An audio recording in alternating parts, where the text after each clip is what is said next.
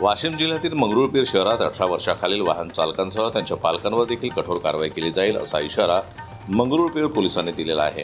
18 वर्षाखालील मुलामुलींना वाहन चालवण्यास देणे हे कायद्याचे उल्लंघन आहे। त्यामुळे पोलिसांनी अशा वाहन चालकांविरुद्ध आणि त्यांना वाहन चालवण्यास देणाऱ्या पालकांविरुद्ध कारवाई करण्याचा निर्णय घेतला आहे। या कारवाईमध्ये अल्पवयीन वाहन चालकांकडून दंड वसूल करणे, त्यांचे वाहन जप्त करणे तसेच त्यांच्या पालकांवर गुन्हे दाखल करणे इत्यादी गोष्टींचा समावेश असेल। यासोबतच पालकांनी आपल्या मुलांना 18 वर्षाखालील वाहन चालवण्यास देऊ नये असे आवाहन ठाणेदार किशोर वाळके यांच्या वतीने पालकांना करण्यात आलं आहे।